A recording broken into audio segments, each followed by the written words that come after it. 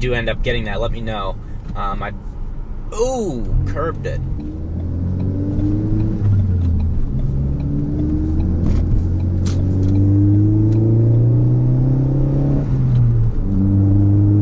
What's up, guys? Jeeps here, and today I'm going to be giving you some advice that you didn't ask for, but I'm going to give it to you anyways, and that is, in my opinion, how to extend the life of your manual transmission.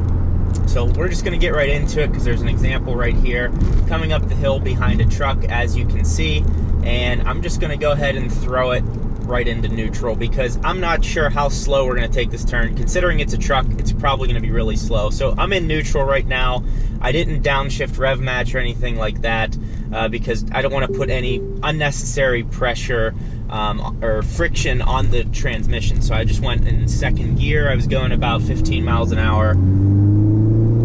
And that's that. And basically, the point that I'm trying to convey to you is, yes, it's a performance car, manual transmission, and the reason we got these cars is to have fun in them. But there's certain times, if you drive your car on an everyday basis, like I do, that I feel it's not worth effort to go and rev match downshift or just shift aggressively down to when you're coming to a stop anyways. Like if I was coming up to a red light, I would just throw it in neutral and put the brakes on. And the reason I would do that is because brake pads are a lot easier or a lot cheaper to replace than a transmission. Now, on the flip side of things, it is very hard. I don't think people understand is how strong these transmissions are under a stock load of power. So the way these are manufactured from Ford is, it's a performance transmission. So it's not going to be a weak normal transmission. They're very tough. A lot of people, when I let them drive my car and they mess up, they think they're going to break the transmission. It was so hard to do that just by stalling the car or being jerky on the clutch. So what I do as I'm driving this car every day is, yes, there are times when I am doing spirited driving and I'm flying around and I'm rev matching and doing aggressive shifts. But when I'm just gliding to a red light, I'm not, rev match downshifting and doing any of that stuff. I'll just usually throw it in neutral, glide, and hit the brakes. Because it's hard on the engine, it's hard on the transmission when you're constantly doing that. Or if you're not even rev matching, and rev matching, if you're not familiar with it, is, so I'm going to shift into fifth. I'm going to put my foot on the clutch, hit the shifter into fifth, and then I'm going to blip the throttle to keep the revs even. That way you're not putting all of that friction on the transmission. You you're just trying to keep those revs even, so it's a neutral trade-off. So here we go. And then we're going to go to the fourth. So there's no friction or stress that I'm putting on the engine. Little tips like that will, over a long period of time, help reduce the stress and strain that is put on the transmission when it's unnecessary. You want to be doing all of that when you're at the track, when you're going through canyons, when you're at the drag strip. You want to be putting that wear on your car when you're having fun with it, not when you're just going to a red light or driving through the city. Now, I understand sometimes I definitely come to red lights and I'm rev match downshifting, doing those types of things just because I'm having fun, but it's just not every single time because it's not necessary, and I don't want to put wear on my engine when I'm not having fun with it. Another piece of advice from Engineering Explained, he did a video, it was a while ago that I saw his video, but while you're at a red light, is keeping your car in gear. Now, a lot of people do this to try to be ready for the red light, but he explains that it actually is probably best you leave it in neutral, and when the light turns, you then shift into gear. I will link his video below because he does a much better job of explaining it, and I don't want to act like I know why. So that is another piece of advice. Additionally, when you're driving your car, I will see a lot of people just like this, resting their hand on the shifter. Again, another thing that is a minor detail, but something you just really shouldn't do. When I'm driving, I always try to keep two hands on the wheel. Some people will be like, why do you keep two hands on the wheel? It's like, well, because I'm not a fucking idiot. a lot of people, like, you know, they drive like this, like this, like this. They got their hands all over the place. There's a reason they put these two notches here. There's a reason F1 drivers drive like this, and the wheel and racing wheels are built in a certain way, and that's because it's the most safe way to drive a car. You have the most control holding it like this, not like this, not like this. I get if you're on a long road trip and you're maybe holding it like this in the middle of nowhere, but anytime I'm in heavy traffic or driving pretty much anywhere, I have my hands just like this. You have the most control on the wheel. It's going to increase your reaction times. It's just the safest way to do that. I don't know how this went from manual transmission to hands on the wheel, but, you know, we'll get it back. It's another one of those great turns. So down into fourth, rev match right to 4,000 RPMs.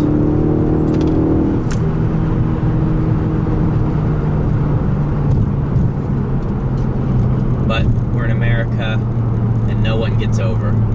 This is so sad. Here's my issue with how people drive. I'm too close to this Camry. I'm not, you know, denying that. However, the speed limit is 65. We're going 61, and there's 4 cars jammed in the left lane, and there's just no reason for that. And people, I think, get this ego to where, yeah, flashing lights, give them space, move over. People get this ego to where I don't think they're, like, embarrassed to be passed. I don't really understand. If there's a Prius behind me and he's working my game, I let him pass. Like, you just, that's what you have to do. That's how traffic will flow most efficiently. Instead, no, people jam up the left lane and it causes density waves, which causes traffic. One person hitting the brake creates a density wave, a chain reaction for other people stopping in that same spot. And if someone is texting, then they slam the brakes even harder. It increases the density wave, which in turn creates a lot more traffic. That's the reason traffic is created. A lot of it is, you know, if a lane funnels off, people don't get over. It's the frustrating thing about it in Phoenix is we have a great infrastructure and it could be avoided, but people are such terrible drivers. They don't pay attention to the rules. They're all self-centered. They're looking at their phone or doing whatever they're doing. They're not what they should be. So it is just frustrating. Yeah, I've totally gone off the rails in this video as far as extending the life of your transmission, but I think you guys get it. There's just certain things that I do on a daily basis, like, you know, keeping the shifter in neutral at lights, not parking it in gear, unless I'm on a steep incline. I do that. Not always rev match downshifting and heel towing, just for everyday things. I just try to save that for when I'm doing spirited driving and actually having fun with the car. And that's just my opinion.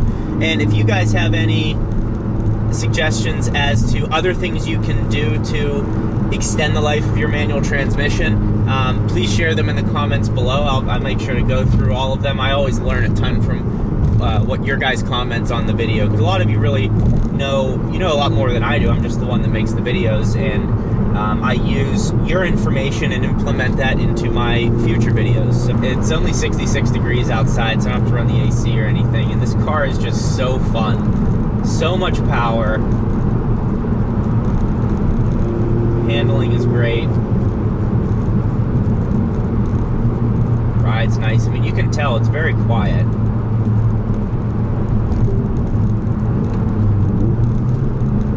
Missed that rev match a little bit.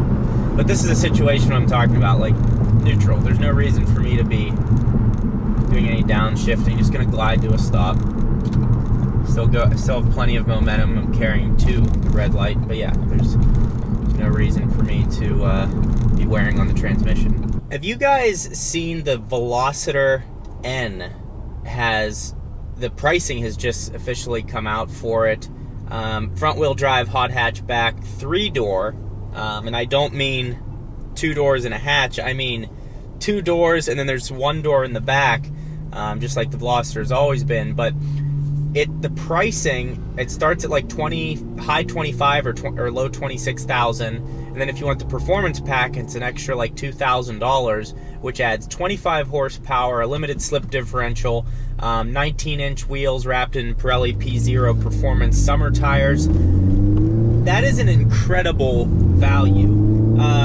you know, the Focus ST is gone now, so some people are, or there's a void there, because if you're looking at getting a Focus ST and you can't find any and you don't want to get a used car, you could get a Golf, you could get a GTI, but the GTI has like 228 horsepower as far as I know. And then there's like Golf R, Focus RS. The price difference is just, there's a huge gap there. Or you could get Civic Si, but that's not a hatchback. So this fills that void of the Focus ST perfectly, and from the factory you can get it with 275 horsepower. I don't know the torque off the top of my head, but the fact that the performance pack comes with adaptable shocks, bigger wheels, better tires, and then the normal one comes with the Michelin Pilot 4S tires. So there is, I don't know, that is just an incredible value as far as I'm concerned. When I saw that, I mean, that's just an incredible value. The car looks awesome. It's low slung, it's sleek. Albert Bierman, who used to be the head of BMW M, took over Hyundai's N division, so that's who's running that, and you can only imagine how good this car drives. I mean, if this guy was designing the M cars, I would have a lot of confidence in how this car is going to drive, efficiency, and all that type of stuff. So I think I'm really happy Hyundai's doing that. I would say some downsides of the car: the seats are, the interior is kind of bland, but manual transmission. It has heavily bolstered seats, so, you know, do I think it's as nice as the Focus ST? No, the interior is probably not, but the performance is definitely there, and it probably drives great. So I think that's going to be an awesome car to fill the void of the Focus ST. I don't know that I have any interest in getting it. I would love to drive one at some point, so if any of you are in the Phoenix area and you do end up getting that, let me know. Ooh, curbed it. Nice. I would love to drive it, but I just think that's going to be a perfect car to fill the void. Plus, it's also cool that you get a performance pack, and it doesn't just add like wheels and aero. It adds 25 horsepower and a limited slip differential. That's a big deal to me. So you guys have to let me know what you think in the comments below. But I think we're going to go ahead and wrap this video up there. Just doing a little city driving right now, and I'm actually moving to the downtown Phoenix area, so there'll be a change of scenery here soon for the vlogs and videos that I'm doing, and I'm kind of excited for it because there's a ton of areas down here that are really cool. I feel like I can get some good footage, good scenery around the Focus ST and whatever else I have coming up. So that's it. If you're not subscribed to the channel, which you're probably not, because 80% of my viewers are not subscribed, and you know what, that statistic, that hurts, because that means you watch my video and you're like, nah, no. But yeah, thank you all for watching, and we will see you next time.